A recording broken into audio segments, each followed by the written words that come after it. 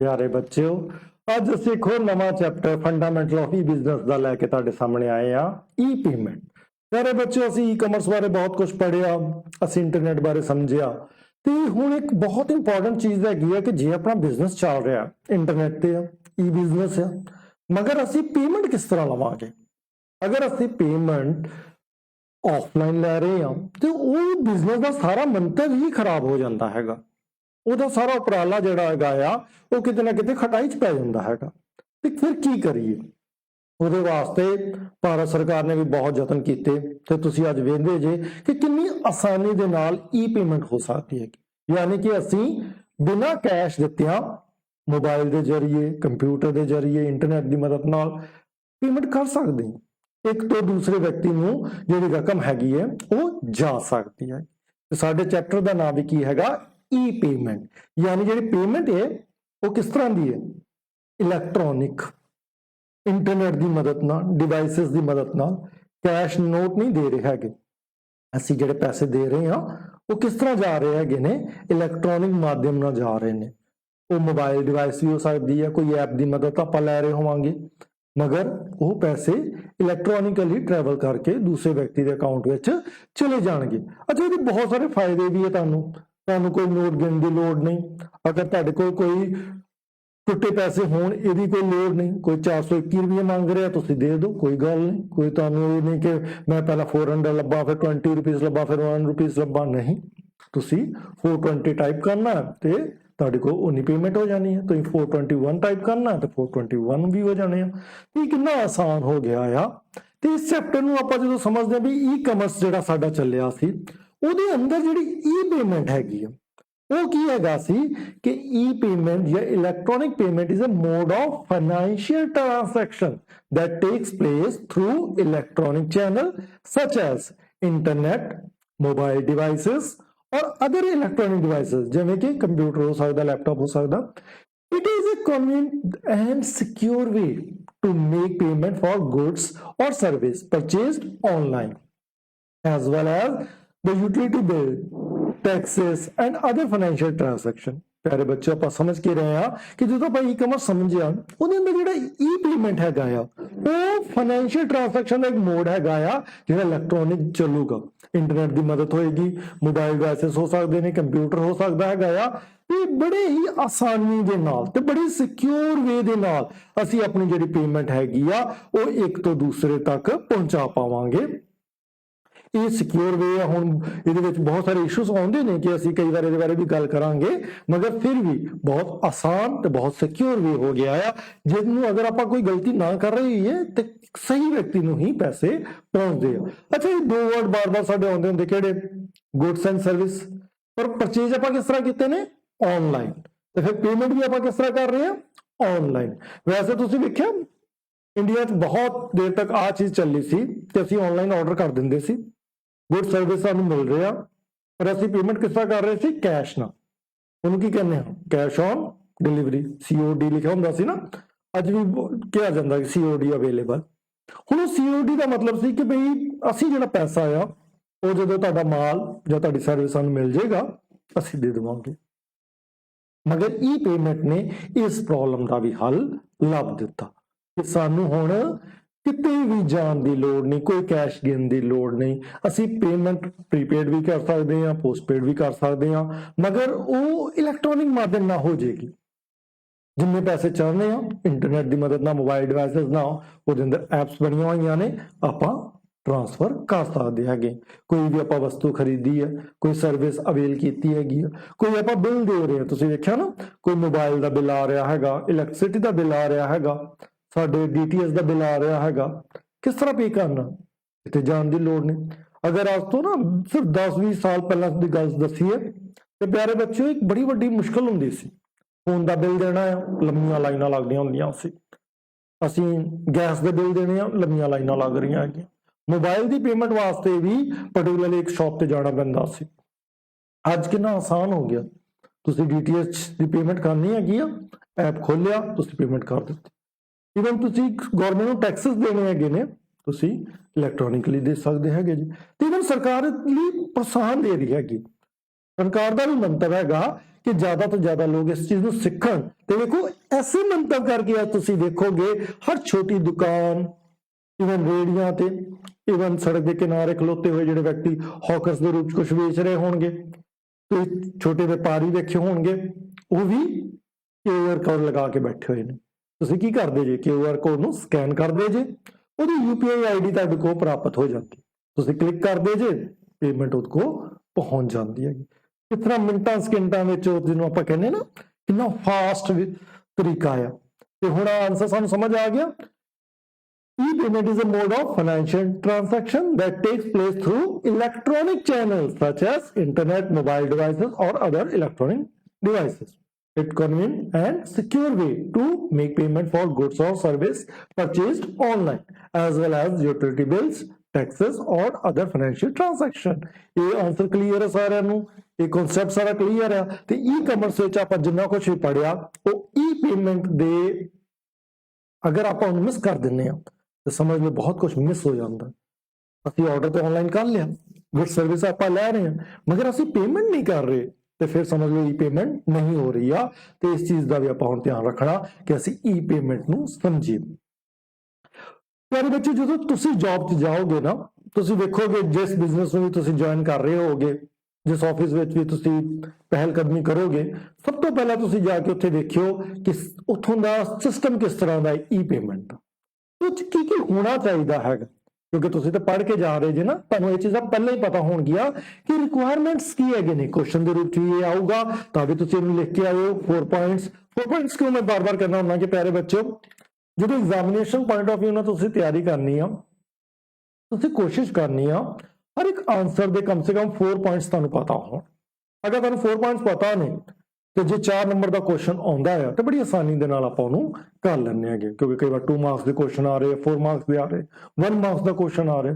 ਅਗਰ ਸਾਨੂੰ 4 ਪੁਆਇੰਟਸ ਪਤਾ ਹੋਣ ਤੇ ਫਿਰ ਅਸੀਂ ਬੜੀ ਆਸਾਨੀ ਦੇ ਨਾਲ ਉਸ ਕੁਐਸਚਨ ਨੂੰ ਅਟੈਂਪਟ ਕਰ ਲੈਂਦੇ। ਹੁਣ ਸਾਡੇ ਰਿਕੁਆਇਰਮੈਂਟ ਕੀ ਨੇ, ਕੀ ਕਰੈਕਟਰਿਸਟਿਕ ਹੈਗੇ ਨੇ ई-पेमेंट ਦੇ, ਉਹ ਹੋਣਾ ਕਿਸ ਤਰ੍ਹਾਂ ਦਾ ਚਾਹੀਦਾ। ਪਹਿਲਾ ਹੈਗਾ ਆ ਸਿਕਿਉਰਿਟੀ। ਅਗਰ ਸਿਕਿਉਰ ਨਹੀਂ ਮੰਨ ਲਓ ਤੇ ਫਿਰ ਕਿਸ ਤਰ੍ਹਾਂ, ਫਿਰ ਕੀ ਚੱਲੇਗਾ? ਫਿਰ ਤਾਂ ਨਹੀਂ ਚੱਲੇਗਾ ਨਾ। The most important characteristic of an e-payment system is security. E-payment system must ensure the safety and privacy of customer information and transaction. ਜਦੋਂ ਵੀ e-payment ਹੋ ਰਹੀ ਆ, ਤੁਸੀਂ ਕਸਟਮਰ ਦੀ ਸੇਫਟੀ, ਉਹਦੀ ਪ੍ਰਾਈਵੇਸੀ ਦਾ ਧਿਆਨ ਰੱਖਣਾ ਹੈ। ਇਹ ਨਾ ਹੋਵੇ ਕਿ ਉਹਦੀ ਅਕਾਊਂਟ ਦੀ ਜਾਣਕਾਰੀ ਕਿਸੇ ਹੋਰ ਨੂੰ ਪ੍ਰਾਪਤ ਹੋ ਜਾਵੇ, ਇਹ ਨਾ ਹੋਵੇ ਕਿ ਉਹਦੀ ਪੇਮੈਂਟ ਕਿਤੇ ਹੋਰ ਚਲੀ ਜਾਵੇ, ਫਰਾਡ ਹੋ ਜਾਵੇ, ਉਹਨੂੰ ਰਿਸਕ ਵਿੱਚ ਪਾ ਦਈਏ। ਇਹ ਨਹੀਂ ਹੋਣਾ। ਇੱਥੇ ਆਪਾਂ ਬਹੁਤ ਚੈੱਕ ਰੱਖਣਾ ਹੈਗਾ ਕਿ ਜੋ ਵੀ ਸਿਸਟਮ ਅਸੀਂ ਲਗਾ ਰਹੇ ਹੈਗੇ ਆਪਣੀ ਸ਼ਾਪ ਤੇ, ਆਪਣੇ ਬਿਜ਼ਨਸ ਤੇ, ਉਹ ਪੂਰੀ ਤਰ੍ਹਾਂ ਸਿਕਿਉਰ ਹੋਣਾ ਚਾਹੀਦਾ ਹੈਗਾ। ਅੱਛਾ, ਅਵੇਲੇਬਲ ਕਿਸ ਤਰ੍ਹਾਂ ਹੋਵੇ? ਕੀ ਕੋਈ ਟਾਈਮ ਹੋਵੇ ਕਿ ਵੀ 9 ਤੋਂ 11 ਆ ਕੇ ਪੇਮੈਂਟ ਕਰ ਦਿਓ, ਫਿਰ ਤੇ ਉਹ ਕੈਸ਼ ਵਾਲਾ ਹਿਸਾਬ ਹੋ ਗਿਆ ਨਾ। ਨਹੀਂ, ई-पेमेंट should be available 24/7, 24 ਘੰਟੇ 7 ਦਿਨ, 365 ਦਿਨ ਸਾਲ ਦੇ, ਹਫਤੇ ਦੇ 7 ਦਿਨ, 24 ਘੰਟੇ ਪੂਰੇ ਦਿਨ ਵਿੱਚ ਕੀ ਹੋਣੀ ਚਾਹੀਦੀ ਹੈ? Ensure convenient and accessibility to customer. ਉਹਨੂੰ ਆਸਾਨੀ ਦੇ ਨਾਲ ਤੇ ਉਹ ਉਹਨੂੰ ਅਸੈਸ ਕਰ ਪਾਵੇ, ਉਹਨੂੰ ਯੂਜ਼ ਕਰ ਪਾਵੇ। ਚਾਹੇ ਉਹ ਰਾਤ ਦੇ 12 ਵਜੇ ਪੇਮੈਂਟ ਕਰਨਾ ਚਾਹੁੰਦਾ ਹੈ, ਅਵੇਲੇਬਲ ਹੋਣਾ ਚਾਹੀਦਾ। ਇਲੈਕਟ੍ਰੋਨਿਕ ਪੇਮੈਂਟ ਦਾ ਮਹੱਤਵ ਇਹ ਹੋਇਆ ਸੀ ਨਾ, ਅਗਰ ਇਹੋ ਚੀਜ਼ ਅਸੀਂ ਜਦੋਂ ਕਰ ਰਹੇ ਸੀ ਕਿ ਕੈਸ਼ ਦੇਣਾ ਹੈਗਾ ਕਿਸੇ ਵਿਅਕਤੀ ਨੂੰ, ਤੇ ਵੀ ਉਹਦਾ ਟਾਈਮ ਸੀ ਨਾ, ਉਹ ਕਹਿੰਦਾ ਸੀ ਬਈ 11 ਤੋਂ 1 ਵਜੇ ਦੇ ਵਿਚਕਾਰ ਆਇਓ, ਇਸ ਟਾਈਮ ਮੈਨੂੰ ਮਿਲਿਓ, ਮੈਂ ਤੁਹਾਨੂੰ ਇਸ ਟਾਈਮ ਆ ਕੇ ਪੇਮੈਂਟ ਤੁਹਾਡੇ ਕੋਲ ਲੈ ਜਾਵਾਂਗਾ। ਆਪਾਂ ਬੈਂਕ 'ਚ ਵੀ ਜਾਂਦੇ ਸੀ, ਬੜਾ ਲਿਮਿਟਡ ਟਾਈਮ ਹੁੰਦਾ ਸੀ ਵੀ 10 ਵਜੇ ਤੋਂ ਲੈ ਕੇ 1 ਵਜੇ ਤੱਕ ਪੇਮੈਂਟ ਹੋਏਗੀ। ਅਸੀਂ ਟੈਲਰ ਕੋਲ ਜਾਂਦੇ ਸੀ, ਪਾਸਬੁੱਕ ਆਪਣੀ ਦਿੰਦੇ ਸੀ, ਚੈੱਕ ਦਿੰਦੇ ਸੀ, ਉਹ ਪੇਮੈਂਟ ਚੈੱਕ ਕਰਦਾ ਸੀ ਬਈ ਖਾਤਿਆਂ ਵਿੱਚ ਤੇ ਸਾਨੂੰ ਗਿਣ ਕੇ ਨੋਟ ਦਿੰਦਾ ਸੀ, ਪਰ ਟਾਈਮ ਸੀ, ਫਿਕਸ ਸੀ। ਹੁਣ ई-पेमेंट ਦੀ ਸਭ ਤੋਂ ਵੱਡੀ ਗੱਲ ਆ ਕਿ ਉਹ ਅਵੇਲੇਬਲ ਆ ਕਦੋਂ? 7 ਦਿਨ 24 ਘੰਟੇ ਦਿਨ ਵਿੱਚ ਤੇ 7 ਦਿਨ ਹਫਤੇ ਵਿੱਚ। ਇਹ ਸਭ ਤੋਂ ਵੱਡੀ ਗੱਲ ਹੈਗੀ ਆ ਕਿ ਜਦੋਂ ਤੁਸੀਂ ਵੀ ਆ ਪੇਮੈਂਟ ਸਿਸਟਮ ਬਣਾ ਰਹੇ ਹੋਗੇ, ਚਲਾ ਰਹੇ ਹੋਗੇ, ਤਾਂ ਤੁਸੀਂ ਵੇਖੋਗੇ ਬਈ ਇਹ ਚੱਲਦਾ ਕਿ ਨਹੀਂ ਚੱਲਦਾ। ਸਪੀਡ, ਬਿਕੋਜ਼ ਸਪੀਡ ਬਹੁਤ ਜ਼ਰੂਰੀ। ਮੈਂ ਤੁਹਾਨੂੰ ਹੁਣੇ ਕਹਿ ਰਿਹਾ ਸੀ ਨਾ, QR ਕੋਡ ਸਕੈਨ ਕੀਤਾ, ਕਲਿੱਕ ਕੀਤਾ, ਪੇਮੈਂਟ ਪਹੁੰਚਣ 'ਚ ਕਿੰਨਾ ਟਾਈਮ ਲੱਗਾ? ਮੈਂ ਕਹਿੰਦਾ ਕੁਝ ਸੈਕਿੰਡਸ ਲੱਗਦੇ ਹੈਗੇ ਨੇ। ਤੇ ਤੁਸੀਂ ਵੇਖਦੇ ਜੀ ਕਿ ਉਹਦੇ ਖਾਤੇ ਵਿੱਚ ਉਹ ਪੇਮੈਂਟ ਚਲੀ ਜਾਂਦੀ ਹੈਗੀ। ਉਹ ਹੋਣਾ ਚਾਹੀਦਾ। E-payment must be fast and efficient to provide quick transaction। ਇਹ ਨਹੀਂ ਕਿ ਮੈਂ ਅੱਜ ਪੇਮੈਂਟ ਕੀਤੀ ਆ ਤੇ ਇਹ 4 ਦਿਨਾਂ ਬਾਅਦ ਪਹੁੰਚੂਗੀ ਤੇ ਫਿਰ ਤੋਂ ਤੁਸੀਂ ਗੁੱਡਸ ਐਂਡ ਸਰਵਿਸ ਕਿਸ ਤਰ੍ਹਾਂ ਅਵੇਲ ਕਰੋਗੇ। ਉਹ ਬਹੁਤ ਫਾਸਟ ਹੋਣਾ ਚਾਹੀਦਾ ਹੈਗਾ। ਅੱਛਾ, ਸਕੇਲੇਬਿਲਿਟੀ ਵੀ ਹੋਣੀ ਚਾਹੀਦੀ ਹੈ, ਲਾਰਜ ਵੋਲਿਊਮ ਨੂੰ ਹੈਂਡਲ ਕਰ ਸਕੇ, ਕਿਉਂਕਿ ਆਪਾਂ ਇਹ ਨਹੀਂ ਅੰਦਾਜ਼ਾ ਲਗਾ ਸਕਦੇ ਕਿ ਨਹੀਂ ਬਈ ਜੀ ਇੱਕ 1000 ਰੁਪਏ ਤੱਕ ਦੀ ਪੇਮੈਂਟ ਕਰਦਾ ਹੈਗਾ ਜਾਂ 1 ਕਰੋੜ ਤੱਕ ਨਹੀਂ ਹੈਂਡਲ ਕਰ ਪਾਏਗਾ, ਜਾਂ ਗਿਣ ਕੇ ਜੋ ਟ੍ਰਾਂਜੈਕਸ਼ਨ ਹੋ ਰਹੀਆਂ ਨੇ ਇਸ ਦਿਨ ਦੀਆਂ ਸਿਰਫ 1000 ਟ੍ਰਾਂਜੈਕਸ਼ਨ ਨੂੰ ਹੈਂਡਲ ਕਰ ਪਾਏਗਾ, ਫਿਰ ਤੇ ਨਹੀਂ ਗੱਲ ਬਣੂਗੀ। ਸਕੇਲੇਬਿਲਿਟੀ ਕਿਸ ਤਰ੍ਹਾਂ ਦੀ ਹੋਣੀ ਚਾਹੀਦੀ ਹੈ? E-payment system must be scalable to handle large volume of transaction during peak period। ਜਦੋਂ peak period ਚੱਲ ਰਿਹਾ ਹੈਗਾ, ਹਜ਼ਾਰਾਂ ਟ੍ਰਾਂਜੈਕਸ਼ਨ ਹੋ ਰਹੀਆਂ ਨੇ ਇੱਕ ਟਾਈਮ ਤੇ, ਉਹ ਸਾਰਿਆਂ ਨੂੰ ਹੈਂਡਲ ਕਰ ਸਕੇ। ਤੁਸੀਂ ਕਈ ਵਾਰ ਵੇਖਿਆ ਹੋਗਾ ਵੈਸੇ ਜਦੋਂ ਆਪਾਂ E-payment ਕਰਦੇ ਹਾਂ ਕਈ ਵਾਰ ਗਲਿਚ ਆ ਜਾਂਦਾ ਹੈਗਾ, ਟੈਕਨੀਕਲ ਗਲਿਚ, ਕਿ ਉਹ ਪੇਮੈਂਟ ਨਹੀਂ ਹੋਈ, ਉਹ ਮੈਸੇਜ ਤੁਹਾਨੂੰ ਇੱਥੋਂ ਤੱਕ ਹੁੰਦਾ ਕਿ ਪੈਸੇ ਵੀ ਕੱਟੇ ਗਏ, ਉਹਨਾਂ ਨੂੰ ਪੇਮੈਂਟ ਨਹੀਂ ਪਹੁੰਚੀ। ਹਾਂ, ਫਿਰ ਉਹ 1-2 ਦਿਨਾਂ ਬਾਅਦ ਵਾਪਸ ਵੀ ਆ ਜਾਂਦੀ ਆ, ਮਗਰ ਉਹ ਕਾਰਨ ਕੀ ਸੀ? ਸਕੇਲੇਬਿਲਿਟੀ 'ਚ ਕਿਤੇ ਇਸ਼ੂ ਹੈਗਾ ਆ ਕਿ ਜੋ ਲਾਰਜ ਵੋਲਿਊਮ ਵਿੱਚ ਟ੍ਰਾਂਜੈਕਸ਼ਨ ਹੋ ਰਹੀਆਂ ਨੇ ਉਹ ਹੈਂਡਲ ਨਹੀਂ ਕਰ ਪਾ ਰਿਹਾ। ਪਰ ਕਰੇ ਇਹ ਸਾਨੂੰ ਸਿਸਟਮ ਇਸ ਤਰ੍ਹਾਂ ਦਾ ਬਣਾਉਣਾ ਪਏਗਾ ਕਿ ਉਹਦੀ ਜਿਹੜੀ ਸਕੇਲੇਬਿਲਿਟੀ ਆ ਉਹ ਬਹੁਤ ਹੋਵੇ। 4 ਪੁਆਇੰਟ ਸਾਨੂੰ ਸਮਝ ਆ ਗਏ। ਸਿਕਿਉਰ ਹੋਣਾ ਚਾਹੀਦਾ, ਅਵੇਲੇਬਲ ਹੋਣਾ ਚਾਹੀਦਾ, ਸਪੀਡ ਹੋਣੀ ਚਾਹੀਦੀ, ਸਕੇਲੇਬਿਲਿਟੀ ਹੋਣੀ ਚਾਹੀਦੀ। ਅਗਰ ਅਵੇਲੇਬਿਲਿਟੀ ਨਹੀਂ ਹੈਗੀ ਕੀ ਕਰਾਂਗੇ? ਸਪੀਡ ਨਹੀਂ ਹੈਗੀ ਕਿਸ ਤਰ੍ਹਾਂ ਚਲਾਵਾਂਗੇ? ਸਕੇਲੇਬਲ ਨਹੀਂ ਹੈਗਾ ਕਿਸ ਤਰ੍ਹਾਂ ਉਹ ਸਾਰਿਆਂ ਤੱਕ ਪਹੁੰਚੇਗਾ? ਤੇ ਇਹ ਪੁਆਇੰਟ ਆਪਾਂ ਸਮਝੇ, ਸਾਨੂੰ E-payment ਸਮਝ ਆ ਗਿਆ, ਉਹਦੇ ਕਰੈਕਟਰਿਸਟਿਕ ਸਮਝ ਆ ਗਏ, ਬੈਨੀਫਿਟ। ਪਿਆਰੇ ਬੱਚਿਓ, ਬਹੁਤ ਬੈਨੀਫਿਟ ਹੈਗੇ ਨੇ, ਤਾਂ ਹੀ ਤੇ ਚੱਲ ਰਿਹਾ ਹੈਗਾ, ਤਾਂ ਹੀ ਤੇ ਇੰਨਾ ਜਲਦੀ ਇੰਨੀ ਸਪੀਡ ਵਿੱਚ ਵੱਧ ਰਿਹਾ ਹੈਗਾ, ਤਾਂ ਹੀ ਤੇ ਸਰਕਾਰ ਵੀ ਇੰਨੀ ਮਦਦ ਕਰ ਰਹੀ ਹੈਗੀ, ਤਾਂ ਹੀ ਤੇ ਆਮ ਲੋਕੀ ਇਹਦੇ ਵਿੱਚ ਪੂਰੀ ਤਰ੍ਹਾਂ ਇਨਵੋਲਵ ਹੋ ਗਏ ਨੇ। ਤੁਸੀਂ ਹੁਣ ਵੇਖੋਗੇ ਹਰ ਵਿਅਕਤੀ ਇਸ ਚੀਜ਼ ਨੂੰ ਸੋਚਦਾ ਹੈ ਕਿ ਮੈਂ ਆਪਣੇ ਮੋਬਾਈਲ ਨਾਲ ਕਿਸੇ ਨੂੰ ਪੇਮੈਂਟ ਕਰ ਸਕਾਂ, ਤੇ ਕਰ ਵੀ ਪਾ ਰਹੇ ਨੇ। ਛੋਟੇ ਛੋਟੇ ਬੱਚੇ ਵੀ ਹੁਣ ਤੇ ਇਹ ਕੋਸ਼ਿਸ਼ ਕਰ ਰਹੇ ਹੁੰਦੇ ਆ ਕਿ ਅਸੀਂ ਜਿਹੜੀ ਆ ਪੇਮੈਂਟ ਉਹ ਇਸ ਤਰ੍ਹਾਂ ਕਰ ਪਾਈਏ। Convenience. E-payment system provide convenience and easy to use customer as transaction can made from anywhere at any time। देखो कितनी आसानी होगी ना, कोई बंदा कितों भी किसी भी टाइम पेमेंट कर सकता हैगा। ये तो बेनिफिट हो गया ना, टाइम सेविंग है। देखो वही गल, जे तुसी पर्टिकुलरली टाइम ते किसी के जाके किसी ਨੂੰ पेमेंट करनी होवे, ਉਹਦੇ ਬਜਾਏ ਅਗਰ ਤੁਸੀਂ ਬੈਠੇ ਬੈਠੇ ਕਰ ਦੋ, ਮੰਨ ਲਓ ਤੁਸੀਂ ਆਪਣੇ ਰਿਸ਼ਤੇਦਾਰ ਨੂੰ ਕੋਈ ਪੇਮੈਂਟ ਦੇਣੀ ਸੀ, ਇੱਕ ਤਰੀਕਾ ਤੇ ਹੋ ਸਕਦਾ ਨਾ ਕਿ ਤੁਸੀਂ ਉੱਠੋ, ਤਿਆਰ ਹੋ, ਤੁਸੀਂ ਉਹਦੇ ਕੋਲ ਪਹੁੰਚੋ, ਉਹਦੇ ਕੋਲ ਟਾਈਮ ਲਓ, ਉਸ ਟਾਈਮ ਤੇ ਉੱਥੇ ਪਹੁੰਚੋ, ਉਹਨੂੰ ਮਿਲੋ, ਫਿਰ ਵਾਪਸ ਆਓ, ਤੇ ਆਹ ਪੂਰਾ ਪ੍ਰੋਗਰਾਮ ਜਿਹੜਾ ਆ ਇਹ ਕਰਨ ਵਿੱਚ ਤੁਹਾਨੂੰ 2 4 5 6 8 ਘੰਟੇ ਲੱਗ ਜਾਣ। ਜੇ ਉਹ ਜਿੰਨਾ ਦੂਰ ਹੈ ਉਹਨੇ ਜ਼ਿਆਦਾ ਟਾਈਮ ਲੱਗ ਜਾਵੇ। ਤੇ ਇੱਕ ਤਰੀਕਾ ਕੀ ਹੋ ਸਕਦਾ? E-payment। ਤੁਸੀਂ ਕੀ ਕੀਤਾ? ਟਾਈਮ ਸੇਵਿੰਗ ਕਰ ਲਈ। E-payment system save time for customer by eliminating the need to physical visit bank or make cash transaction। ਤੁਹਾਨੂੰ ਨਾ ਬੈਂਕ ਜਾਣ ਦੀ ਲੋੜ ਆ, ਨਾ ਕਿਸੇ ਨੂੰ ਟ੍ਰਾਂਜੈਕਸ਼ਨ ਕਰਨ ਦੀ ਲੋੜ ਹੈ, ਜਾ ਕੇ ਦੇਣ ਦੀ ਲੋੜ ਆ, ਤੇ ਇਹ ਤੁਹਾਡਾ ਕਿੰਨਾ ਟਾਈਮ ਬਚ ਜਾਂਦਾ ਨਾ। ਪਹਿਲਾਂ ਮੈਂ ਦੱਸ ਰਿਹਾ ਕਿਸ ਤਰ੍ਹਾਂ ਪੇਮੈਂਟ ਹੁੰਦੀ ਸੀ। ਅਸੀਂ ਬੈਂਕ ਪਾਰਟਿਕੂਲਰ ਟਾਈਮ ਜਾਂਦੇ ਹਾਂ, ਲਾਈਨ ਲਗਾਉਂਦੇ ਹਾਂ, ਖਲੋਨੇ ਹਾਂ, ਪੇਮੈਂਟ ਮਿਲਦੀ ਸੀ, ਉਹ ਪੇਮੈਂਟ ਜਾ ਕੇ ਫਿਰ ਆਪਾਂ ਫਿਜ਼ੀਕਲੀ ਉਸ ਬੰਦੇ ਨੂੰ ਜਾ ਕੇ ਦੇ ਰਹੇ, ਕਈ ਵਾਰ ਪੂਰਾ ਇੱਕ ਦਿਨ ਲੱਗ ਜਾਂਦਾ ਹੁੰਦਾ ਸੀ ਇਹ ਕੰਮ ਕਰਨ 'ਚ, ਜਦਕਿ ਹੁਣ ਕੁਝ ਸੈਕਿੰਡ ਲੱਗ ਰਹੇ ਹੈਗੇ। ਮੈਂ ਆਪਣੇ ਅਕਾਊਂਟ ਤੋਂ ਤੁਹਾਡੇ ਅਕਾਊਂਟ ਤੱਕ ਪੇਮੈਂਟ ਕਰ ਸਕਦਾ ਹੈਗਾ, ਜਸਟ ਸਕੈਨ ਕਰਨਾ ਇੱਕ QR ਕੋਡ, ਇੱਕ UPI ID ਚਾਹੀਦੀ ਹੈ, ਬਸ ਇੰਨਾ ਕੰਮ ਹੈਗਾ। ਕੋਸਟ ਇਫੈਕਟਿਵ ਵੀ ਹੈਗਾ। E-payment system are cost effective for both merchant and customer as they eliminate the need for cash handling and processing। देखो कैश हैंडलिंग भी अपने आप 'ਚ ਪੂਰਾ ਕੰਮ ਹੈ।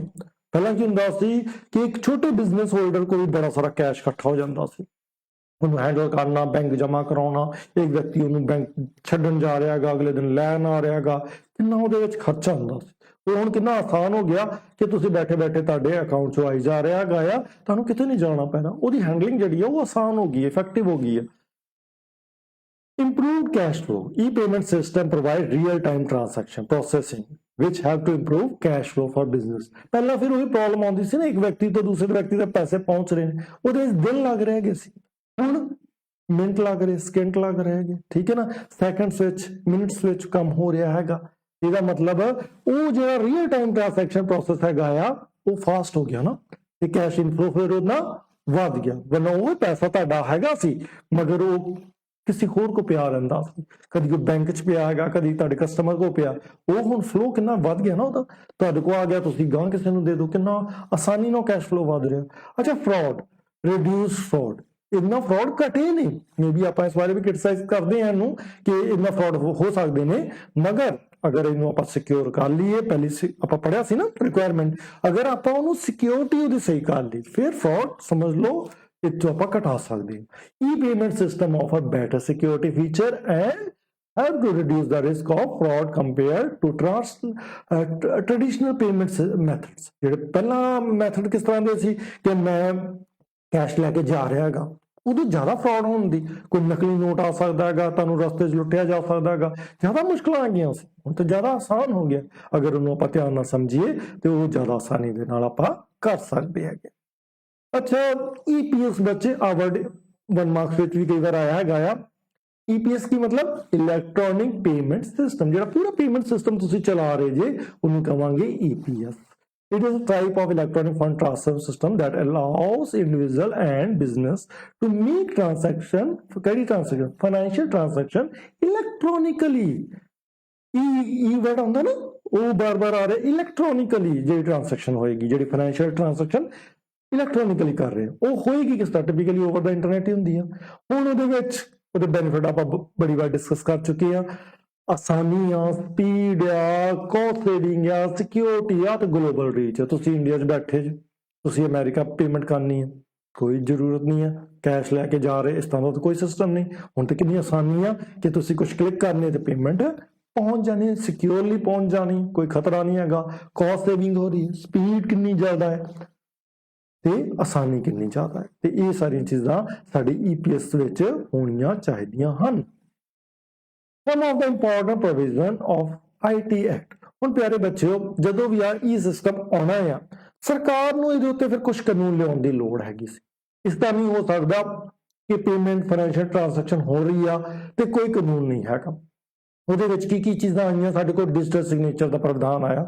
The IT Act provide legal recognition to digital signature and establish the controller of certifying authority, ਜਿਹਨੂੰ ਕੀ ਕਹਿੰਦੇ CCA ਫੁੱਲ ਫਾਰਮ ਵੀ ਤੁਹਾਨੂੰ ਯਾਦ ਹੋਵੇ, to regulate and issue digital certificate। ਹੁਣ ਸਾਡੇ ਕੋਲ ਡਿਜੀਟਲ ਸਰਟੀਫਿਕੇਟ, ਡਿਜੀਟਲ ਸਿਗਨੇਚਰ ਹੁੰਦੇ ਨੇ ਕਿਸੇ ਨੂੰ ਪਹਿਚਾਨਣ ਲਈ ਕਿ ਕੌਣ ਪੇਮੈਂਟ ਭੇਜ ਰਿਹਾ, ਕੌਣ ਹੈ ਵਿਅਕਤੀ, ਠੀਕ ਹੈ ਨਾ। ਪਹਿਲਾਂ ਆਪਾਂ ਸਾਈਨ ਕਰਦੇ ਹਾਂ ਨਾ ਚੈੱਕ ਉੱਤੇ, ਆਪਾਂ ਨੂੰ ਕੰਪੇਅਰ ਕਰ ਲੈਂਦੇ ਹਾਂ, ਉਸੇ ਤਰ੍ਹਾਂ ਡਿਜੀਟਲ ਸਿਗਨੇਚਰ ਹੁੰਦਾ ਹੈ। ਇਲੈਕਟ੍ਰੋਨਿਕ ਕੰਟਰੈਕਟਸ ਵੀ ਬਣ ਰਹੇ ਨੇ, ਪਹਿਲਾਂ ਆਪਾਂ ਕਾਗਜ਼ ਤੇ ਬਣਾਉਂਦੇ ਸੀ, ਉਹਨੂੰ ਕੰਟੈਕਟ ਕਰਨੇ ਸੀ, ਹੁਣ ਉਹ ਡਿਜੀਟਲ ਇਲੈਕਟ੍ਰੋਨਿਕ ਹੋਣ ਰਹੇ ਪਏ। That recognize the electronic contract as valid as enforceable and establish the legal framework for their information and validity। ਪਹਿਲਾਂ ਆਪਾਂ ਸੋਚਦੇ ਨਾ ਵੀ ਕਾਗਜ਼ ਤੇ ਲਿਖ ਕੇ ਦੇਵਾਂਗੇ ਫਿਰ ਉਹ ਮੰਨੇਗਾ, ਹੁਣ ਇਲੈਕਟ੍ਰੋਨਿਕਲੀ ਵੀ ਪੋਸੀਬਲ ਹੈ, ਆਪਾਂ ਕੰਟਰੈਕਟ ਕਿਤੇ ਵੀ ਬੈਠ ਕੇ ਕਿਸੇ ਨਾਲ ਵੀ ਕਰ ਸਕਦੇ। Data protection. The Act define rule of collection, storage, processing and transmission of personal and sensitive data to provide the privacy of individual। ਇੱਥੇ ਵੀ ਬੱਚੇ ਬਹੁਤ ਜ਼ੋਰ ਹੈਗਾ ਆ ਕਿ ਪਰਟੀਕੂਲਰ ਕਿਸੇ ਵਿਅਕਤੀ ਦਾ, ਇੰਡੀਵਿਜੂਅਲ ਦਾ ਡੇਟੇ ਦੀ ਆਪਾਂ ਪ੍ਰੋਟੈਕਸ਼ਨ ਕਿਸ ਤਰ੍ਹਾਂ ਕਰਨੀ, ਉਹਨੂੰ ਸਟੋਰ ਕਿਸ ਤਰ੍ਹਾਂ ਕਰਨਾ, ਕਲੈਕਟ ਕਿਸ ਤਰ੍ਹਾਂ ਕਰਨਾ, ਪ੍ਰੋਸੈਸ ਕਿਸ ਤਰ੍ਹਾਂ ਕਰਨਾ, ਟ੍ਰਾਂਸਮਿਟ ਕਿਸ ਤਰ੍ਹਾਂ ਕਰਨਾ, ਤਾਂ ਕਿ ਉਹਦੀ ਇਨਫੋਰਮੇਸ਼ਨ ਦੀ ਪ੍ਰਾਈਵੇਸੀ ਬਣੀ ਰਹੇ, ਉਹ ਕਿਤੇ ਲੀਕ ਨਾ ਹੋ ਜਾਵੇ। ਇਸ ਬਾਰੇ ਵੀ ਬਹੁਤ ਜ਼ਿਆਦਾ ਕਾਨੂੰਨ ਸਖਤ ਹੈਗਾ ਹੈ। Cyber crimes. The Act defines various cyber crimes such as hacking, phishing, and identity theft and provide for their punishment and penalties। ਆਪਾਂ ਹੈਕਿੰਗ ਨੂੰ ਵੇਖਦੇ ਹਾਂ, ਫਿਸ਼ਿੰਗ ਨੂੰ ਵੇਖਦੇ ਹਾਂ, ਆਇਡੈਂਟੀਟੀ ਥੈਫਟ ਕਿ ਇੱਕ ਬੰਦਾ ਦੂਸਰੇ ਬੰਦੇ ਦੀ ਆਇਡੈਂਟੀਟੀ ਚੁਰਾਉਣ ਦੀ ਕੋਸ਼ਿਸ਼ ਕਰਦਾ ਹੈਗਾ ਆ, ਇਹ ਸਾਰੇ ਸਾਈਬਰ ਕ੍ਰਾਈਮ 'ਚ ਆਉਂਦੇ ਨੇ। ਇਹਨਾਂ ਦੀ ਹੁਣ ਪਛਾਣ ਹੋ ਚੁੱਕੀ ਆ ਕਿ ਕਿਸ ਚੀਜ਼ ਨੂੰ ਆਪਾਂ ਐਜ਼ ਅ ਕ੍ਰਾਈਮ ਮੰਨਣਾ ਤੇ ਉਹਦੀ ਬਕਾਇਦਾ ਸਜ਼ਾ ਹੈ। ਇਹ ਨਹੀਂ ਕਿ ਤੁਸੀਂ ਉਹ ਕ੍ਰਾਈਮ ਕਰ ਲਓ ਤੇ ਕੋਈ ਕਹੇ ਕਿ ਨਹੀਂ ਜੀ ਇਹ ਤੇ ਇਲੈਕਟ੍ਰੋਨਿਕ ਕ੍ਰਾਈਮ ਸੀ ਤੇ ਮੈਂ ਤੇ ਇਹਦੇ ਵਿੱਚ ਮਤਲਬ ਸਜ਼ਾ ਜਾਫਤਾ ਨਹੀਂ ਹੋ ਸਕਦਾ, ਨਹੀਂ ਹੋ ਸਕਦੇ। ਉਹ ਸਾਈਬਰ ਕ੍ਰਾਈਮ 'ਚ ਆਉਂਦਾ ਆ, IT ਐਕਟ ਦੇ ਇਨਕਲੂਡ ਉਹਦੇ ਸਜ਼ਾ ਦਾ ਪ੍ਰਾਵਧਾਨ ਹੈਗਾ ਹੈ। Cyber security. The Act established the Indian Computer Emergency Response Team (CERT) इन्होंने कह दिया to protect the country's critical information infrastructure from cyber threat। ਇਹਦੇ ਵਾਸਤੇ ਵੀ ਬਹੁਤ ਕੁਝ ਵੇਖੋ, ਸਾਈਬਰ ਥ੍ਰੈਟ ਦੇ ਨਾ ਬਹੁਤ ਸਾਰੇ ਅਸੀਂ ਸੈਮੀਨਾਰ ਵੀ ਲਗਾਉਂਦੇ ਆ ਤਾਂ ਕਿ ਇਹਦੇ ਬਾਰੇ ਬਹੁਤ ਜ਼ਿਆਦਾ ਜਾਣਕਾਰੀ ਸਾਰਿਆਂ ਨੂੰ ਹੋਵੇ। ਤੇ ਆ ਸਾਰੀਆਂ ਜਿਹੜੀਆਂ 5 ਚੀਜ਼ਾਂ ਮੈਂ ਬੋਲੀਆਂ ਹੈਗੀਆਂ ਨੇ, ਇੱਕ ਇਹਦੇ 'ਚ ਆ ਰਹੀਆਂ ਨੇ, IT ਐਕਟ 'ਚ ਆ ਰਹੀਆਂ। ਕਿਉਂ ਦੀ ਲੋੜ ਪਈ? ਕਿਉਂਕਿ ਪੇਮੈਂਟ ਜਦੋਂ ਪੈਸੇ ਦਾ ਮਸਲਾ ਆ ਗਿਆ ਕਿ ਅਸੀਂ ਜਿਹੜਾ ਆ ਡਿਜੀਟਲੀ ਇਲੈਕਟ੍ਰੋਨਿਕ ਵੇ ਨਾਲ ਪੇਮੈਂਟ ਕਰਨੀ ਆ ਤੇ ਫਿਰ ਸਾਨੂੰ ਉਹਦੀ ਲੋੜ ਪੈਣੀ ਸੀ। ਅੱਛਾ, ਡੈਬਿਟ ਕਾਰਡ ਬਾਰੇ ਸਾਰਿਆਂ ਨੂੰ ਪਤਾ ਹੋਏਗਾ, ਅਸੀਂ ਯੂਜ਼ ਕਰਦੇ ਹੈਗੇ ਨਾ, ਜਿਹੜਾ ਵੀ ਬੈਂਕ ਤੋਂ ਸਾਨੂੰ ATM ਕਾਰਡ ਮਿਲਦਾ, ਅਸਲ 'ਚ ਡੈਬਿਟ ਕਾਰਡ ਵੀ ਹੁੰਦਾ ਹੈ ਸਾਡਾ। ਇਹ debit card is a payment card that allow an individual to access funds from their bank account to make purchase or withdrawal cash. Debit cards are issued by bank or other financial institute and are linked to checking or saving account. ਉਹ ਤੁਹਾਡੇ ਨਾਲ link ਕਿਸ ਤਰ੍ਹਾਂ ਹੈਗੇ ਨੇ, saving account ਨਾਲ, ਉਹ 'ਚ ਜਿਹੜਾ ਫੰਡ ਪਿਆ ਹੈਗਾ ਤੁਸੀਂ ਉੱਥੋਂ ਕਢਾ ਸਕਦੇ ਹੈਗੇ। When transaction is made using a debit card the fund are immediately deducted from account balance. ਜਦੋਂ ਵੀ ਤੁਸੀਂ ਉੱਥੋਂ ਕਢਾਓਗੇ ਤੁਹਾਡੇ ਅਕਾਊਂਟ 'ਚੋਂ ਪੈਸਾ ਨਿਕਲ ਜਾਏਗਾ ਤੇ ਤੁਸੀਂ ਏਟੀਐਮ ਜਾਂਦੇ ਜੇ ਉੱਥੋਂ ਕਢਾ ਸਕਦੇ ਜੇ, ਤੁਸੀਂ ਕਿਸੇ ਦੁਕਾਨ ਤੇ ਜਾ ਰਹੇ ਜੇ, ਕਿਸੇ ਬਿਜ਼ਨਸ ਤੇ ਜਾ ਰਹੇ ਜੇ, ਉੱਥੇ ਜਾ ਕੇ ਤੁਸੀਂ ਉਹ ਪੇਮੈਂਟ ਕਰ ਸਕਦੇ। ਕੋਈ ਗੁੱਡਸ ਐਂਡ ਸਰਵਿਸ ਅਵੇਲ ਕੀਤੇ ਤੁਸੀਂ ਉੱਥੋਂ ਪੇਮੈਂਟ ਲੈ ਲਈ। ਅੱਛਾ, ਉਹ ਕਿਸ ਤਰ੍ਹਾਂ ਦੇ ਹੁੰਦੇ ਨੇ, ਪਿਨ ਬੇਸਡ ਹੋ ਸਕਦੇ ਨੇ, ਸਿਗਨੇਚਰ ਬੇਸਡ ਹੋ ਸਕਦੇ ਨੇ, ਪ੍ਰੀਪੇਡ ਡੈਬਿਟ ਕਾਰਡ ਹੋ ਸਕਦੇ ਨੇ, ਠੀਕ ਹੈ ਨਾ। ਉਹਨਾਂ ਨੂੰ The processing of debit card transaction typically involve ਕਿਹੜੇ ਸਟੈਪ ਹੋਣਗੇ, ਆਥੋਰਾਈਜੇਸ਼ਨ ਹੋਏਗਾ, ਵੈਰੀਫਿਕੇਸ਼ਨ ਹੋਏਗਾ, ਫਿਰ ਸੈਟਲਮੈਂਟ ਹੋਗਾ, ਫਿਰ ਕਲੀਅਰਿੰਗ ਹੋਏਗਾ ਤੇ ਆ ਸਾਰੀ ਚੀਜ਼ਾਂ ਚੱਲਦੀਆਂ। ਡੈਬਿਟ ਕਾਰਡ ਦੀ ਪਛਾਣ ਤੁਹਾਨੂੰ ਹੋਣੀ ਚਾਹੀਦੀ ਹੈਗੀ ਆ। ਅਸੀਂ ਕਲਾਸ ਵਿੱਚ ਅਕਸਰ ਬੱਚਿਆਂ ਨੂੰ ਦਿਖਾਉਂਦੇ ਵੀ ਹਾਂ ਤਾਂ ਕਿ ਉਹਨਾਂ ਨੂੰ ਇਹਦੀ ਸਮਝ ਪੈਦਾ ਹੋਵੇ। ਤੁਸੀਂ ਵੀ ਕੋਸ਼ਿਸ਼ ਕਰਨਾ ਕਿ ਜੇ ਤੁਹਾਡੇ ਘਰ 'ਚ ਹੈਗਾ ਤੁਸੀਂ ਉਹਨੂੰ ਵੇਖ ਕੇ ਆਇਓ ਤੇ ਉਹਨੂੰ ਸਮਝ ਕੇ ਆਇਓ ਕਿ ਉਹ ਕਿਸ ਤਰ੍ਹਾਂ ਵਰਕ ਕਰਦਾ ਹੈਗਾ। ਕੁਝ ਚੀਜ਼ਾਂ ਨਾ ਕਾਮਰਸ ਦੇ ਵਿਦਿਆਰਥੀਆਂ ਨੂੰ ਪ੍ਰੈਕਟੀਕਲੀ ਵੀ ਆਉਣੀਆਂ ਚਾਹੀਦੀਆਂ ਹੈਗੀਆਂ ਨੇ। ਅਗਰ ਸਭ ਕੁਝ ਚੰਗਾ ਆ ਤੇ ਤੁਹਾਨੂੰ ਪ੍ਰੈਕਟੀਕਲੀ ਕੁਝ ਨਹੀਂ ਆਉਂਦਾ ਤੇ ਫਿਰ ਬਹੁਤ ਮੁਸ਼ਕਲ ਹੈਗੀ ਆ। ਥਿਊਰੀ ਪਾਰਟ ਸਮਝਣਾ ਚੰਗੀ ਗੱਲ ਆ, ਮਗਰ ਪ੍ਰੈਕਟੀਕਲੀ ਉਹ ਬਹੁਤ ਸਾਊਂਡ ਹੋਣ ਦੀ ਲੋੜ ਪਊਗੀ ਕਿਉਂਕਿ ਸਾਡਾ ਬਿਜ਼ਨਸ ਜਿਹੜਾ ਚੱਲਣਾ ਹੈਗਾ ਉਹ ਸਾਰਾ ਪ੍ਰੈਕਟੀਕਲੀ ਹੀ ਚੱਲਣਾ ਹੈਗਾ। ਪਿਆਰੇ ਬੱਚਿਓ, ਹੁਣ ਜਿਸ ਤਰ੍ਹਾਂ ਚੈੱਕ ਹੁੰਦੇ ਸੀ ਉਹ ਵੀ ਹੁਣ ਕਿਸ ਤਰ੍ਹਾਂ ਦੇ ਹੋ ਗਏ, ਈ ਚੈੱਕ ਹੋ ਗਏ। ਉਹ ਕਿਸ ਤਰ੍ਹਾਂ ਦੇ ਹੋਣਗੇ ਫਿਰ? Electronic check is digital version of traditional paper check that can be used for transfer funds electronically between two parties. It is essentially a electronic payment order that instructs the payer's bank to transfer fund to payer's bank. ਹੁਣ ਵੇਖੋ ਜਿਸ ਤਰ੍ਹਾਂ digital ਆ ਗਏ ਸਾਡੇ ਕੋਲ, electronic ਆ ਗਏ ਚੈੱਕ। ਪਹਿਲਾਂ ਕਿਸ ਤਰ੍ਹਾਂ ਦੇ ਟ੍ਰੈਡੀਸ਼ਨਲ ਪੇਪਰ ਚੈੱਕ ਹੁੰਦੇ ਸੀ ਨਾ, ਉਹਦਾ ਮਕਸਦ ਕੀ ਹੈਗਾ? ਟ੍ਰਾਂਸਫਰ ਕਰਨਾ ਫੰਡਸ ਨੂੰ ਇਲੈਕਟ੍ਰੋਨਿਕਲੀ ਦੋ ਪਾਰਟੀ ਦੇ ਵਿਚਕਾਰ, ਠੀਕ ਹੈ ਜੀ। ਉਹ ਕੀ ਕਰੂਗਾ? ਉਹ ਕਰੂਗਾ ਕਿ ਇਨਸਟਰਕਸ਼ਨ ਦੇਊਗਾ ਪੇਅਰ ਬੈਂਕ ਨੂੰ ਤੇ ਪੇਈ ਦੇ ਬੈਂਕ ਵਿੱਚ ਟ੍ਰਾਂਸਫਰ ਕਰ ਦਿੱਤੇ ਜਾਣ।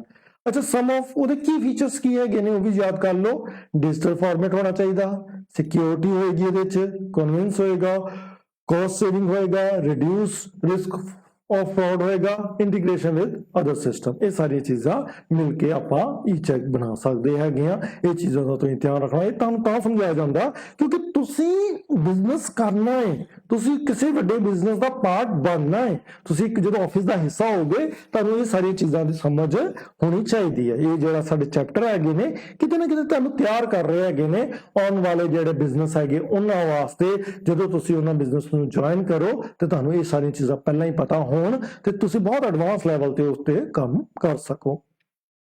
ਪ੍ਰੀਪੇਡ ਕਾਰਡ ਸਿਸਟਮ, ਪਿਆਰੇ ਬੱਚੇ, ਇਹ ਵੀ ਬਹੁਤ ਸਿਸਟਮ ਚੱਲਦਾ ਹੈਗਾ ਆ। ਇਹ ਕਿਸ ਤਰ੍ਹਾਂ ਦੇ ਕਾਰਡ ਹੁੰਦੇ ਨੇ? ਮੋਬਾਈਲ ਵਿੱਚ ਵੀ, ਡੀਟੀਐਚ ਵੀ ਇਹਦਾ ਖਾਸ ਕਰਕੇ ਤੁਸੀਂ ਯੂਜ਼ ਸਮਝ ਸਕਦੇ ਜੇ। It is type of digital cash where the money is loaded onto a card. ਉਹ ਇੱਕ ਕਿਸ ਤਰ੍ਹਾਂ ਦਾ ਸਿਸਟਮ ਹੈ ਜਿਸ 'ਚ ਨਾ ਪਹਿਲਾਂ ਹੀ ਪੈਸੇ ਉਹਦੇ 'ਚ ਲੋਡ ਕੀਤੇ ਗਏ ਨੇ and account in advance. The user can spend as it required. ਉਹਦੇ 'ਚ ਮੰਨ ਲਓ ਪੈਸੇ ਹੈਗੇ ਨੇ, ਜਿੰਨਾ ਆਪਾਂ ਨੂੰ ਯੂਜ਼ ਕਰਾਂਗੇ ਉਹਨਾਂ ਉਹ ਇਸਤੇਮਾਲ ਹੋ ਜਾਊਗਾ। It includes prepaid debit card, gift card ਜਾਂ ਟਰੈਵਲ ਕਾਰਡ ਦੇ ਰੂਪ ਵਿੱਚ ਉਹਨਾਂ ਨੂੰ ਤੁਸੀਂ ਯੂਜ਼ ਕਰ ਸਕਦੇ ਹੈਗੇ। ਜੀ ਗਿਫਟ ਕਾਰਡ ਬਣੇ ਹੁੰਦੇ ਕਿ ਇਹਦੇ 'ਚ ਇੰਨੇ ਪੈਸੇ ਆ, ਤੁਸੀਂ ਪਾਰਟਿਕੂਲਰ ਕਿਸੇ ਸ਼ਾਪ ਤੇ ਕਿਸੇ ਬਿਜ਼ਨਸ ਤੇ ਜਾ ਕੇ ਉਹਨਾਂ ਯੂਜ਼ ਕਰ ਸਕਦੇ। ਜਿੰਨੇ ਤੁਸੀਂ ਯੂਜ਼ ਕਰ ਰਹੇ ਹੋ ਉਹਦੇ 'ਚ ਪੈਸੇ ਕੱਟੇ ਜਾਣਗੇ, ਬਾਕੀ ਉਹਦੇ ਅੰਦਰ ਰਹਿ ਜਾਣਗੇ। ਪਰ ਪਹਿਲਾਂ ਹੀ ਉਹ ਪੈਸੇ ਉਹਦੇ 'ਚ ਲੋਡ ਨੇ, ਉਹਦੀ ਪੇਮੈਂਟ ਹੋ ਚੁੱਕੀ ਆ, ਪੇਮੈਂਟ ਉਹਦੇ ਅੰਦਰ ਹੁਣ ਹੈਗੀ ਆ, ਤੁਸੀਂ ਉਹਨੂੰ ਜਿੰਨਾ ਯੂਜ਼ ਕਰੋਗੇ ਉਹ ਹੋ ਜਾਏਗੀ। Some of prepaid cash system are prepaid debit card ਹੋ ਸਕਦਾ, gift card ਹੋ ਸਕਦਾ ਤੇ travel card ਹੋ ਸਕਦਾ। ਬੱਚੋ ਇਹਨਾਂ ਨੂੰ ਨਾ ਇਸ ਤਰ੍ਹਾਂ ਨੰਬਰ ਸੇ ਯਾਦ ਰੱਖਿਆ ਕਰੋ ਤਾਂ ਕਿ ਜਦੋਂ ਕੁਐਸਚਨ ਦੇ ਰੂਪ ਚ ਆਵੇ ਫਿਰ ਆਪਾਂ ਉਹ ਪੁਆਇੰਟਸ ਵਿੱਚ ਲਿਖ ਪਾਈਏ। ਐਡਵਾਂਟੇਜ ਕੀ ਹੋ ਸਕਦਾ ਬੱਚੇ? ਇੱਕ ਤਾਂ ਕੰਟਰੋਲ ਓਵਰ ਸਪੈਂਡ। ਤੁਹਾਨੂੰ ਪਤਾ ਹੈ ਕਿ ਵੀ ਇਹਦੇ ਅੰਦਰ 2000 ਆ, ਮੈਂ 2000 ਦੀ ਹੀ ਸ਼ਾਪਿੰਗ ਕਰ ਸਕਦਾ, ਉਹ ਮੈਂ ਯੂਜ਼ ਕਰਨਾ ਹੈਗਾ ਤੇ ਇਹਨੂੰ ਬੜੇ ਤਰੀਕੇ ਦੇ ਨਾਲ ਤੁਸੀਂ ਇਸਤੇਮਾਲ ਕਰ ਸਕਦੇ। ਆਸਾਨੀ ਬਹੁਤ ਜ਼ਿਆਦਾ ਇਹਦੇ ਵਿੱਚ, ਠੀਕ ਹੈ ਨਾ। ਤੁਸੀਂ ਕੋਈ ਕੈਸ਼ ਨਹੀਂ ਗਿਣਨਾ। ਐਗਜ਼ੈਕਟਲੀ ਮੈਂ ਬਾਰ-ਬਾਰ ਕਹਿਣਾ ਹੁੰਦਾ ਕਿ ਸਭ ਤੋਂ ਵਧੀਆ ਚੀਜ਼ ਤਾਂ ਮੈਨੂੰ ਜੋ ਸਿਸਟਮ 'ਚ ਲੱਗਦੀ ਹੈ ਨਾ ਉਹ ਹੈਗਾ ਆ ਕਿ ਤੁਹਾਨੂੰ ਜਿੰਨੀ ਪੇਮੈਂਟ ਕਰਨੀ ਆ, ਚਾਹੇ ਉਹ 1 ਰੁਪਏ 'ਚ ਹੋਵੇ, ਚਾਹੇ ਕੁਝ ਪੈਸੇ ਵਿੱਚ ਹੋਵੇ, ਤੁਸੀਂ ਬੜੀ ਆਸਾਨੀ ਨਾਲ ਕਰ ਸਕਦੇ ਜੀ ਨਾ। ਮੈਂ ਐਗਜ਼ਾਮਪਲ ਲੈ ਰਿਹਾ ਸੀ ਨਾ ਕਿ ਜੇ 421 ਰੁਪਏ ਦੇਣੇ ਹੈਗੇ ਨੇ, 421 ਰੁਪੀਸ ਆਪਾਂ ਪੇਮੈਂਟ ਕਰਨੇ ਆ, ਤੇ ਸਾਨੂੰ ਇਸ ਤਰ੍ਹਾਂ ਨਹੀਂ ਹੈ ਕਿ ਅਸੀਂ ਪਹਿਲਾਂ ਕੋਈ 400 ਲੱਭੀਏ, ਫਿਰ 20 ਰੁਪੀਸ ਲੱਭੀਏ, ਫਿਰ 1 ਰੁਪੀਸ ਲੱਭੀਏ। ਨਹੀਂ, ਆਪਾਂ 421 ਟਾਈਪ ਕਰਨਾ ਹੈਗਾ ਤੇ ਸਾਡੀ ਪੇਮੈਂਟ ਹੋ ਜਾਣੀ ਹੈਗੀ, ਬਾਕੀ ਪੈਸੇ ਉਹਦੇ ਅੰਦਰ ਰਹਿ ਜਾਣੇ ਹੈਗੇ ਆ। ਤੇ ਕਿੰਨਾ ਆਸਾਨ ਸਿਸਟਮ ਹੈਗਾ ਆ। ਬੜੇ ਸਿਕਿਉਰਲੀ ਹੁੰਦਾ। ਜਿਹੜਾ ਕਾਰਡ ਸਿਸਟਮ ਵੀ ਆ ਚੱਲਦੇ ਨੇ, ਇਹ ਨਹੀਂ ਹੋ ਜਾਂਦਾ ਕਿ ਤੁਹਾਡੇ ਕਾਰਡ ਦਾ ਪੈਸਾ ਕੋਈ ਕਢਾ ਜਾਵੇ, ਇਹ ਇੰਨੀ ਆਸਾਨੀ ਨਾਲ ਨਹੀਂ ਹੋ ਸਕਦਾ, ਬੜੇ ਧਿਆਨ ਰੱਖੇ ਜਾਂਦੇ ਨੇ। ਬਹੁਤ ਹੁਣ ਐਡਵਾਂਸ ਸਿਸਟਮ ਆ ਗਏ ਨੇ, ਕੈਸ਼ ਨਾਲੋਂ ਵੀ ਜ਼ਿਆਦਾ ਸਿਕਿਉਰ ਸਿਸਟਮ ਆ ਚੁੱਕਿਆ ਹੈਗਾ। ਸਮਾਰਟ ਕਾਰਡ ਵਿੱਚ ਸਮਾਰਟ ਕਾਰਡ ਵੀ ਆਪਾਂ ਬਹੁਤ ਇਸਤੇਮਾਲ ਕਰਦੇ ਹਾਂ। ਸਿੰਪਲ ਕੀ ਹੁੰਦੇ, ਕਿਸ ਤਰ੍ਹਾਂ ਦੇ ਹੁੰਦੇ ਨੇ?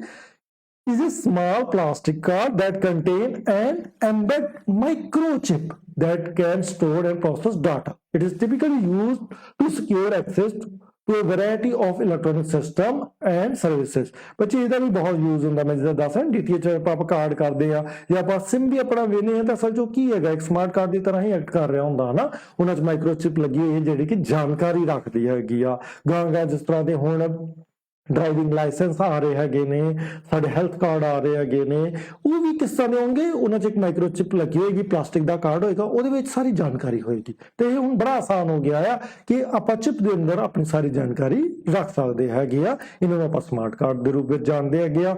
ਫਿਰ ਉਹਨਾਂ ਦੇ ਐਡਵਾਂਟੇਜ ਬਾਰ-ਬਾਰ ਇੱਕੋ ਰਿਪੀਟ ਹੋਣਗੇ, ਸਿਕਿਉਰ ਹੋਣਗੇ, ਵਰਸਟਾਈਲ ਹੋਣਗੇ, ਕੋਨਵਿੰਸ ਹੋਗਾ, ਸਪੀਡ ਹੋਏਗੀ। ਠੀਕ ਹੈ ਨਾ, ਆਹ ਸਾਰੀਆਂ ਚੀਜ਼ਾਂ ਬਾਰ-ਬਾਰ ਤੁਸੀਂ ਵੇਖ ਰਹੇ ਜੇ। ਇਹ ਈ ਸਿਸਟਮ ਦਾ, ਈ ਕਮਰਸ ਦਾ, ਸਮਾਰਟ ਕਾਰਡ ਦਾ, ਡੈਬਿਟ ਕਾਰਡ ਦਾ, EPS ਸਿਸਟਮ ਦਾ, ਸਾਰੇ ਦਾ ਇਹ ਹਿੱਸਾ ਹੈ। ਜਿਹੜਾ ਇਲੈਕਟ੍ਰੋਨਿਕ ਪੇਮੈਂਟ ਸਿਸਟਮ ਹੈ ਇਹ ਉਸ ਚੀਜ਼ ਦਾ ਹਿੱਸਾ ਆ। ਇਹ ਚੀਜ਼ਾਂ ਹੋਣਗੀਆਂ। ਅੱਛਾ, ਡਿਸਐਡਵਾਂਟੇਜ ਕਈ ਵਾਰ ਆ ਜਾਂਦੀ ਹੈ ਕਿ ਵੀ ਇਹਦੀ ਕਾਸਟ ਦੇਣੀ ਪਏਗੀ ਨਾ। ਅਗਰ ਉਹ ਚਿਪ ਲੱਗੀ ਹੋਈ ਚੀਜ਼ ਆਪਾਂ ਲੈਣੀ ਆ ਤਾਂ ਉਹਦੀ ਕੀਮਤ ਹੈਗੀ ਆ। ਉਹ ਕਈ ਵਾਰ ਕੰਪੈਟੀਬਲ ਕਿਸੇ ਨਾਲ ਹੁੰਦਾ, ਕਿਸੇ ਨਾਲ ਨਹੀਂ ਹੁੰਦਾ। ਮੈਂ ਐਗਜ਼ਾਮਪਲ ਲੈਣਾ ਕਿ ਜਿਸ ਤਰ੍ਹਾਂ ਮੰਨ ਲਓ ਇੱਕ DTH ਦਾ ਕਾਰਡ ਤੋਂ ਦੂਸਰੇ DTH ਲਗਾਓਗੇ ਤਾਂ ਨਹੀਂ ਚੱਲੇਗਾ ਨਾ। तो ਉਹਦਾ ਵੀ ਇਸ਼ੂ ਹੁੰਦਾ ਵੀ ਕਿੰਨਾ ਕੰਪੈਟੀਬਲ ਹੈਗਾ ਆ।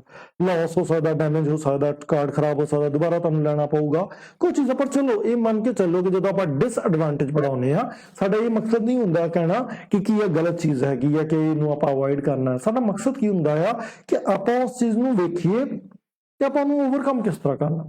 ਆਉਣ ਵਾਲੇ ਸਮੇਂ ਵਿੱਚ ਇਹਦਾ ਯੂਜ਼ ਤਾਂ ਵਧਣਾ ਹੈਗਾ, ਮਗਰ ਆਪਾਂ ਉਹਨੂੰ ਕਿਸ ਤਰ੍ਹਾਂ ਯੂਜ਼ ਕਰਨਾ ਹੈਗਾ ਕਿ ਉਹ ਇਸ ਰੂਪ 'ਚ ਜਿਹੜੇ ਉਹਦੇ ਡਿਸਐਡਵਾਂਟੇਜ ਹੀ ਉਹ ਖਤਮ ਹੁੰਦੇ ਜਾਣ, ਘਟਦੇ ਜਾਣ, ਕਾਸਟ ਆਪਾਂ ਉਹਦੀ ਘਟਾ ਸਕੀਏ, ਕੰਪੈਟੀਬਲ ਮੈਂ ਜਿਸ ਤਰ੍ਹਾਂ ਦੱਸ ਰਿਹਾ ਕਿ ਉਹ ਹਰ ਸਿਸਟਮ ਵਿੱਚ ਚੱਲ ਸਕੇ, ਉਹਦਾ ਲਾਸ ਡੈਮੇਜ ਆਪਾਂ ਘਟਾ ਸਕੀਏ, ਕਿਸ ਤਰ੍ਹਾਂ ਬਣਾਈਏ ਉਹਦੇ ਉੱਤੇ ਸਾਡਾ ਧਿਆਨ ਹੋਣਾ ਚਾਹੀਦਾ। ਨਾ ਕਿ ਇਹ ਸੋਚਣਾ ਕਿ ਭਈ ਇਹ ਸ਼ਾਇਦ ਕੋਈ ਨੁਕਸਾਨਦੇਹ ਚੀਜ਼ ਆ ਗਈ ਆ। ਨਹੀਂ, ਇਸ ਤਰ੍ਹਾਂ ਦੀ ਕੋਈ ਗੱਲ ਨਹੀਂ ਹੈਗੀ। ਤੇ ਪਿਆਰੇ ਬੱਚਿਓ, ਆਪਾਂ ਈ ਪੇਮੈਂਟ ਸਿਸਟਮ ਜਦੋਂ ਆਪਾਂ ਪੜ੍ਹਿਆ, ਉਹਦੇ ਰਿਕੁਆਇਰਮੈਂਟ ਪੜ੍ਹੀ, ਬੈਨੀਫਿਟ ਪੜ੍ਹੇ, ਉਹਦੇ ਅੰਦਰ ਜਿਹੜੀਆਂ ਚੀਜ਼ਾਂ ਚੱਲ ਰਹੀਆਂ ਆਪਾਂ ਉਹ ਪੜ੍ਹੀਆਂ, ਤੇ ਹੁਣ ਸਾਡਾ ਕਿੰਨਾ ਨੌਲੇਜ ਵੱਧ ਗਿਆ ਹੋਏਗਾ, ਤਾਂ ਸਾਨੂੰ ਕਿੰਨਾ ਸਮਝ ਆ ਗਿਆ ਹੋਗਾ। ਤਾਂ ਅਸੀਂ ਕੋਸ਼ਿਸ਼ ਕਰਨੀ ਆ ਕਿ ਖੁਦ ਇਸ ਜਾਣਕਾਰੀ ਨਾਲ ਪ੍ਰੰਗਤ ਹੋਈਏ, ਆਪਣੇ ਪੇਰੈਂਟਸ ਨੂੰ ਆਪਣੇ ਘਰ ਵਿੱਚ ਇਹਦੀ ਜਾਣਕਾਰੀ ਦਈਏ, ਆਪਣੇ ਸਮਾਜ ਵਿੱਚ ਇਹ ਜਾਣਕਾਰੀ ਦਈਏ, ਤਾਂ ਕਿ ਜ਼ਿਆਦਾ ਤੋਂ ਜ਼ਿਆਦਾ ਲੋਕ ਇਹਦਾ ਲਾਹਾ ਲੈ ਸਕਣ। ਅੱਛਾ, ਈ ਵੈਲਟ ਬਹੁਤ ਸਾਰੇ ਇਸਤੇਮਾਲ ਹੋ ਰਹੇ ਹੈਗੇ ਨੇ। ਅਗਰ ਆਹ ਕੁਐਸਚਨ ਆਪਾਂ ਜਦੋਂ ਕਲਾਸ ਪੁੱਛਦੇ ਨਾ, ਬਹੁਤ ਸਾਰੇ ਬੱਚੇ ਦਾ ਆਨਸਰ ਦੇਣ ਨੂੰ ਤਿਆਰ ਹੋ ਜਾਂਦੇ ਨੇ। ਪੇਟੀਐਮ ਆ, ਫੋਨ ਪੇ ਆ, ਗੂਗਲ ਪੇ ਆ, ਐਮਾਜ਼ਨ ਪੇ ਆ, ਮੋਬੀਕਵਿਕ ਆ ਗਿਆ, ਕਿੰਨੇ ਆ ਸਿਸਟਮ ਬਣੇ ਆ ਨਾ। ਇਹ ਹੁਣ ਵੇਖੋ, ਇਹਨਾਂ 'ਚ ਤੁਸੀਂ ਪੈਸੇ ਰੱਖ ਵੀ ਸਕਦੇ ਜੇ, ਆਪਣੇ ਡੈਬਿਟ ਕਾਰਡ ਨੂੰ ਨਾਲ ਲਿੰਕ ਕਰ ਸਕਦੇ ਜੇ, ਆਪਣੇ ਬੈਂਕ ਅਕਾਊਂਟ ਨੂੰ ਉਹਦੇ ਨਾਲ ਲਿੰਕ ਕਰ ਸਕਦੇ ਹੈਗੇ ਜੇ। ਠੀਕ ਹੈ ਨਾ, ਤੇ ਉਸ ਵੈਲਟ ਦੇ ਨਾਲ ਫਿਰ ਤੁਸੀਂ ਗਾਂ ਪੇਮੈਂਟ ਕਰ ਸਕਦੇ। ਅੱਛਾ, ਕਿੰਨਾ ਵਧੀਆ ਵਰਡ ਹੈ ਈ ਵੈਲਟ। ਪਹਿਲਾਂ ਆਪਾਂ ਵੈਲਟ ਯੂਜ਼ ਕਰਦੇ ਸੀ ਨਾ, ਪਰਸ ਰੱਖਦੇ ਸੀ, ਉਹਦੇ 'ਚ ਪੈਸੇ ਵੈਲਟ 'ਚ ਪਏ ਹੁੰਦੇ ਸੀ, ਉਹ 'ਚ ਆਪਾਂ ਕੈਸ਼ ਕੱਢ ਕੇ ਤੇ ਕਿਸੇ ਨੂੰ ਫੜਾਉਂਦੇ ਸੀ। ਇਹੋ ਚੀਜ਼ ਸੇਮ ਹੋ ਗਈ ਆ ਹੁਣ ਸਾਡੇ ਈ ਵੈਲਟ ਵਿੱਚ। ਉਹ ਸਾਡਾ ਪੇਟੀਐਮ ਹੋ ਸਕਦਾ, ਗੂਗਲ ਪੇ ਹੋ ਸਕਦਾ, ਉਹ 'ਚ ਪੈਸੇ ਪਏ ਹੋਏ ਨੇ ਜਾਂ ਸਾਡੇ ਬੈਂਕ 'ਚ ਪਏ ਹੋਏ ਨੇ, ਉਹ ਉੱਥੋਂ ਪੈਸੇ ਟ੍ਰਾਂਸਫਰ ਕਰ ਸਕਦਾ ਹੈਗਾ। ਤੇ ਇਹਨਾਂ ਦਾ ਵੀ ਯੂਜ਼ ਤੁਸੀਂ ਕਰ ਸਕਦੇ ਹੈਗੇ, ਭਾਵੇਂ ਪ੍ਰਾਈਵੇਟ ਪਲੇਅਰਸ ਹੈਗੇ ਨੇ, ਮਗਰ ਫਿਰ ਵੀ ਕਈ ਥਾਂ ਇਹਨਾਂ ਦਾ ਬਹੁਤ ਵਧੀਆ ਯੂਜ਼ ਕੀਤਾ ਜਾ ਸਕਦਾ ਹੈਗਾ। ਤੁਸੀਂ ਵੀ ਇਹਨਾਂ ਨੂੰ ਜ਼ਰੂਰ ਵੇਖਿਓ, ਤੇ ਅਗਰ ਤੁਹਾਨੂੰ ਸੁਵਿਧਾ ਲੱਗਦੀ ਆ, ਜੋ ਭਾਰਤ ਸਰਕਾਰ ਨੇ UPI ਚਲਾਈ ਹੈ, ਯੂਜ਼ ਤੇ 90% ਇਹ ਵੀ ਉਹੀ ਕਰ ਰਹੇ ਨੇ, ਮਗਰ ਤੁਹਾਨੂੰ ਉਹਦੀ ਜਾਣਕਾਰੀ ਅਗਰ ਹੋਵੇ ਤੇ ਤੁਸੀਂ ਆਸਾਨੀ ਦੇ ਨਾਲ ਇਹਨਾਂ ਨੂੰ ਕਰ ਸਕਦੇ ਹੈਗੇ ਜੇ। ਅੱਛਾ, ਈ ਵੈਲਟ ਦੇ ਨਾਲ ਆਪਾਂ ਥੋੜਾ ਜਿਹਾ ਧਿਆਨ ਰੱਖਣ ਵਾਲੀ ਗੱਲਾਂ ਕੀ ਹੈਗੀਆਂ? ਸਿਕਿਉਰਿਟੀ ਰਿਸਕ ਹੋ ਸਕਦੇ ਨੇ। ਆਪਾਂ ਧਿਆਨ ਰੱਖਣਾ ਹੈ ਕਿ ਜਿਹੜਾ ਮੇਰਾ ਈ ਵੈਲਟ ਆ, ਜਿਸ ਤਰ੍ਹਾਂ ਪਰਸ ਚੋਰੀ ਹੁੰਦਾ ਸੀ, ਸਾਡੀ ਜੇਬ 'ਚ ਅਗਰ ਕਿਸੇ ਨੇ ਵੈਲਟ ਚੁਰਾ ਲਿਆ ਤੇ ਜਿੰਨੇ ਪੈਸੇ ਉਹਦੇ ਅੰਦਰ ਚੋਰੀ ਹੋ ਗਏ ਨਾ। ਅੱਛਾ, ਈ ਵੈਲਟ ਇਸ ਤੋਂ ਵੀ ਜ਼ਿਆਦਾ ਖਤਰਨਾਕ ਹੋ ਸਕਦਾ। ਇਹ ਤੁਹਾਡੇ ਬੈਂਕ ਦੇ ਅਕਾਊਂਟ ਨਾਲ ਰਿਲੇਟਡ ਹੈਗਾ, ਤੇ ਤੁਸੀਂ ਧਿਆਨ ਰੱਖਣਾ ਕਿ ਸਿਕਿਉਰਿਟੀ ਰਿਸਕ ਨਾ ਹੋਵੇ। ਟ੍ਰਾਂਜੈਕਸ਼ਨ ਫੇਲੀਅਰ, ਕਈ ਵਾਰ ਪ੍ਰੋਬਲਮ ਆਉਂਦੀ ਹੈ, ਕੋਈ ਟ੍ਰਾਂਜੈਕਸ਼ਨ ਫੇਲ ਹੋ ਜਾਂਦਾ, ਕੋਈ ਗੱਲ ਨਹੀਂ, ਉਹ 2-4 ਦਿਨਾਂ ਵਾਪਸ ਆ ਵੀ ਜਾਂਦੀਆਂ ਨੇ, ਉਹਦੀ ਕੰਪਲੇਨ ਵੀ ਲਿਖਾਈ ਜਾ ਸਕਦੀ ਆ, ਕਿਉਂਕਿ ਇਲੈਕਟ੍ਰੋਨਿਕ ਮਾਧਿਅਮ ਨਾਲ ਹੁੰਦੀ ਹੈ, ਇਸ ਕਰਕੇ ਉਹਨੂੰ ਲੱਭਣਾ ਬਹੁਤ ਸੌਖਾ ਹੁੰਦਾ ਹੈ। ਲਿਮਿਟਡ ਐਕਸੈਪਟੈਂਸ ਵੀ ਕਈ ਜਗ੍ਹਾ ਹੁੰਦੀ ਹੈ ਕਿ ਕੋਈ ਚੀਜ਼ ਕਿਤੇ ਐਕਸੈਪਟ ਹੋ ਰਹੀ, ਕਿਤੇ ਨਹੀਂ ਵੀ ਹੋ ਰਹੀ, ਪਰ ਇਹ ਚੀਜ਼ਾਂ ਹੱਲ ਹੋ ਰਹੀਆਂ ਨੇ। ਟ੍ਰਾਂਜੈਕਸ਼ਨ ਲਿਮਿਟਸ ਹੁੰਦੀਆਂ ਨੇ, ਵੀ ਇੰਨੀ ਪੇਮੈਂਟ ਇਹ ਤੋਂ ਕਰ ਸਕਦੇ ਜੀ, ਉਹ ਵੀ ਆਪਾਂ ਵੇਖਾਂਗੇ ਕਿਸ ਤਰ੍ਹਾਂ ਹੁੰਦੇ ਹੱਲ ਨਿਕਲਣਗੇ ਫਿਊਚਰ ਵਿੱਚ। ਲਾਸ, ਤੁਹਾਡੀ ਡਿਵਾਈਸ ਦੀ ਲਾਸ ਹੋ ਸਕਦੀ ਹੈਗੀ ਹੈ, ਮੈਲ ਫੰਕਸ਼ਨਿੰਗ ਹੋ ਸਕਦੀ ਆ, ਤੇ ਕਈ ਵਾਰ ਫ੍ਰੋਡੂਲੈਂਟ ਐਕਟੀਵਿਟੀਜ਼ ਵੀ ਹੋ ਜਾਂਦੀਆਂ ਨੇ। ਤੇ ਪਿਆਰੇ ਬੱਚਿਓ, ਮਗਰ ਆਪਾਂ ਇਹਨਾਂ ਸਾਰੀਆਂ ਚੀਜ਼ਾਂ ਦਾ ਧਿਆਨ ਰੱਖਦੇ ਹੋਏ ਇਸ ਸਿਸਟਮ ਨੂੰ ਹੁਣ ਸਮਝਿਆ ਕਿ ਇਹ ਹੈ ਕੀ ਆ, ਤੇ ਹੁਣ ਸਾਨੂੰ ਚੰਗੀ ਤਰ੍ਹਾਂ ਸਮਝ ਆ ਗਿਆ ਹੋਊਗਾ ਕਿ ਈ ਪੇਮੈਂਟ ਸਿਸਟਮ ਕੀ ਹੈਗਾ ਆ, ਤੇ ਇਹਨੂੰ ਸਮਝਣ ਤੋਂ ਬਾਅਦ ਅਸੀਂ ਕਿੰਨੀ ਆਸਾਨੀ ਦੇ ਨਾਲ ਇਹ ਚੈਪਟਰ ਸਮਝ ਲਿਆ ਹੈਗਾ ਹੈ। ਧੰਨਵਾਦ, ਜੈ ਹਿੰਦ।